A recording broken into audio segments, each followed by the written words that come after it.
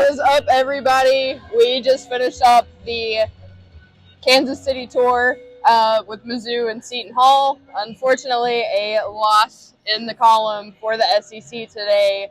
Seton Hall takes a win 93-87. Yep, I had to ask a Mizzou fan real fast to double check me on the score because we were walking out of here and I was like, crud, I've already forgot the store walking our way over here to the Power and Light District. But, it was a rough game. This game, at times, it was not as close as what the final score expected. You had some things coming on late. But I do think, despite the game that Seton Hall had, which was very good, there were some things Mizzou did do well that we hadn't seen them do really well in the past, especially the past couple of years. Yeah. For instance, first thing we talked about when we came out, and the thing that we're always talking about with Mizzou, rebounding. Consistently seems to be an issue, and in this game, Mizzou only lost the rebound battle on the glass by 2 boards, so really wasn't that bad from a rebounding perspective. Maddy, what did you kind of take away? Because I felt like what might leave fans' taste is the rebounds were big, the ones that Seton Hall ended up getting. Yeah, so I think our biggest thing to pay attention to here is honestly the last 5 minutes of the game.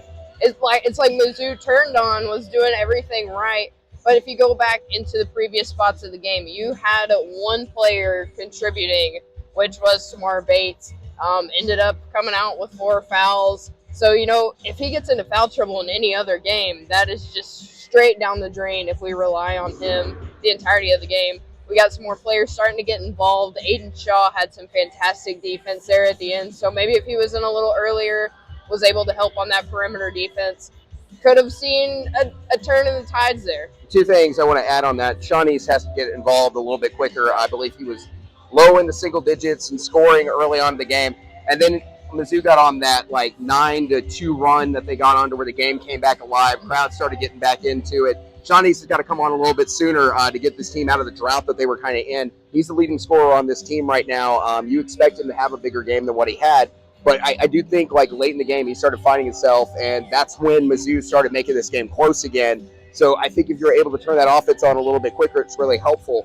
What really bothers me about Mizzou on the defensive end from watching this game is that Seton Hall consistently was able to get to the paint, and then also the defensive perimeter defense for Mizzou, big concern because you're playing a team in Seton Hall who averages 5 3-pointers a game. They made a lot more than that tonight, and they about matched that average within the first few minutes of this basketball game.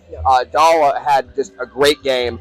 I believe he was already their leading 3-point scorer for the Pirates, but, he had a huge game today, And, you look at it, and like we said, it was like you would look in the corner, and he is wide open. We can't have that kind of defense if we're going to expect to win basketball games if I'm the coach of Mizzou. You got to get something going. You've got to have somebody around the perimeter, especially when you're up against a solid 3-point shooting team like Seton Hall. Yeah, well, solid 3-point shooting team, not like Seton Hall, really, because that's not consistently what Seton Hall does. But if you're playing a team like Alabama, you're really concerned because that's a game that Alabama can run away with.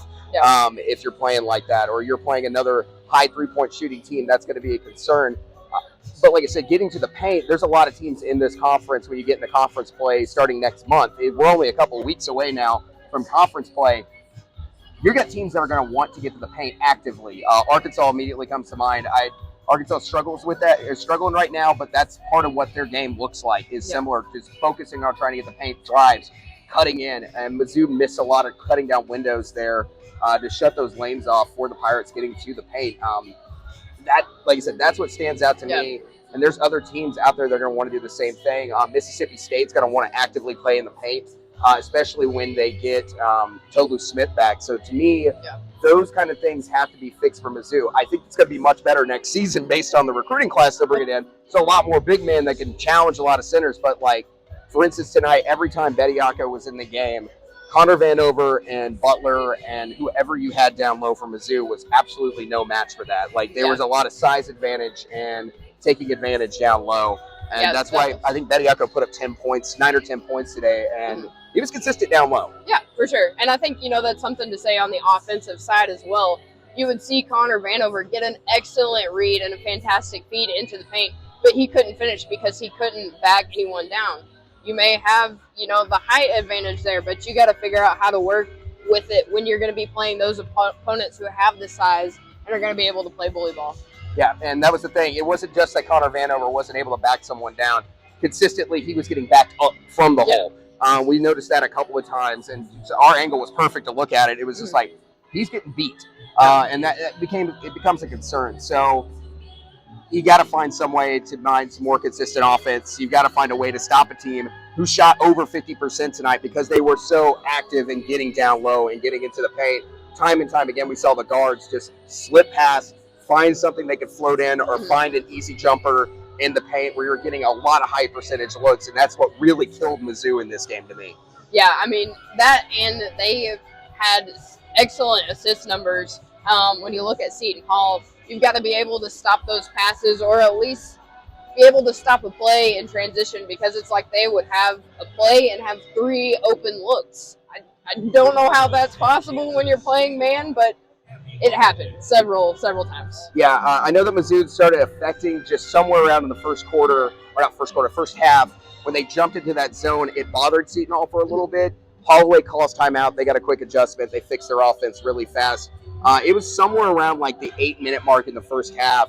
That's when Seton Hall took this game over. And it's because they were so active in trying to find the paint. And then they were really effective from 3 tonight, better than what we normally expect Seton Hall to shoot from 3. So if you don't have that kind of shooting, maybe it's a different outcome, but they were able to shoot out of that zone really quickly, and Mizzou had to go directly back into man. So it concerns here and there. But then we also talked about the fact that, they were on from 3. If they were on from 3, how would the rebound battle go? Would Seton Hall have been able to get more offensive boards if they didn't have so many go in on the first shot attempt? And so a lot of what ifs. Yeah, we can get into what ifs for that all day. Something else though, a lot of things on those threes. It just wasn't that Seton Hall was hot. It was also they were getting a lot of open looks. They were wide open. Wide open. Just the ball movement was fantastic on their end. The passing was great. They were in, out, every which way but loose. There were a couple of times I was just like, I don't think they've missed a pass. They skip passes are there. They knew when to go to the paint. They knew well-coached team. Well-coached team, and I thought that made them extremely effective. This because Holloway's a great coach. I mean, this is what you expected seeing from his St. Peter's team. Those teams were well-coached when he was coaching at St. Peter's, and now you're starting to see that out of Seton Hall, who played extremely well. The well-coached, taking the opportunities that are given to you can make a big difference in a basketball game. Definitely. And, I mean, you could see the X's and O's at work with Mizzou, especially later in the game where Dennis Gates was starting to implement more setups and strategies, especially on that press. That upset Seton Hall and was able to bring Mizzou within the possibility of getting a win. So definitely something to look at. Do we set up the press earlier to cause that disruption? How would that affect the game? Yeah, and this is going to be one of the things I think Missouri fans are going to be talking about too. Is there probably should have been a couple of turnovers because I think that press was effective. There were a couple of times that I couldn't see it based on my position where we're sitting on the floor, but maybe he picked up. It looked like a couple of times he had the sliding of the feet there. One comes to mind with Dawes, but I still believe at the end of the day you can't let the refs call impact the end of the game like that. So you needed the offense to come in a little bit quicker if you're Missouri is how I felt on that. Maddy, any other final thoughts on what we saw tonight in this game? I think really the final thoughts for me is just it kind of exacerbated the problems that we mentioned at the beginning of the season. We were worried about defense. We were worried about pretty much everything except for three-point shooting. And the three-point shooting was great today. The three-point shooting was good today. From all around. Both teams just lighting it up from 3. Yeah, it was basically all of our concerns we've had, talking about defense, talking about, having multiple scoring opportunities from people, and, we didn't see that today. So it's just one of those things, we noticed a problem early on. Why has it not been fixed yet before we get into SEC play and make that transition to where games are starting to matter more and more? Yeah, well, I will say that I think the future for the recruiting class does help with that. I think not having the current personnel in place to cover the areas that you need covered, you need to figure out a solution to stop the bleeding. You're not going to fix everything, but you can at least probably put a Band-Aid on it to help things reduce those numbers a little bit. For sure. A player, I don't think we've talked enough about him tonight. Back in his hometown tonight of Kansas City, Tamar Bates had an excellent game tonight for Missouri. How did you feel about Tamar Bates' game? Absolutely fantastic. I think it's one of those, if you could have replicated his game to another player, just one more person, it would have been a whole different ball game. He was excellent on offense. He was able to close out a few of those shots on defense and make it a little bit harder, at least for some of those Seton Hall shots to come off. He did struggle a little bit with fouls, which was kind of concerning. There were a few back and forth that probably shouldn't have gone his way and been a foul call there, but I think he had an excellent game. Definitely showed out in front of his hometown crowd. Something I think we can look forward to for Mizzou basketball is Tamar Bates' improvement over the year. Yeah, so I think honestly, like, if you could get more consistency from your 2-point shooting out of Noah Carter, which I wanted to see more from Noah Carter tonight, but if you get Shawnee's going effectively earlier in the game and Tamar Bates going at the exact same time, from an offensive standpoint, you've got a solid team. From a defensive standpoint, there's still plenty of concerns that need to be addressed, especially defensive glass being the biggest one. You got to find a way to get some offensive boards in the process. Tonight, I thought they were better, but also I don't know with the effect that Seton Hall was shooting from the floor, how many more boards they could have won throughout that game. I think Mizzou did a really good job on the boards today. I do want to mention that again. But at the exact same time, I don't know, maybe Seton Hall is a team that you normally see consistently win a little bit more so on the glass at night. So I don't know how – this is only my second or third time watching Seton Hall play this season. So by comparison, I would say maybe they had a little bit rougher game on the rebound again, and then less rebound opportunities from how effective they were shooting tonight. Yeah. True, Yep. So, all right, so Kansas City, you have been awesome. We had a great time coming down here. It's always great. This is where I started when I first got into media, so I'm glad to be checking things back out here. Got some barbecue, checked out the College Basketball Hall of Fame. Learned I need to work on my free throws with as much as I preach on them. Favorite thing you learned about the College Basketball Hall of Fame before we wrap up? Probably that Michael Jordan refuses to be in the Collegiate Basketball Hall of Fame. Refuses to be in there. Yeah, that's wild. Like, one of the greatest college basketball players. Yeah, I mean, and he's like, nah. The biggest shot in the Dean Smith era came from Michael Jordan.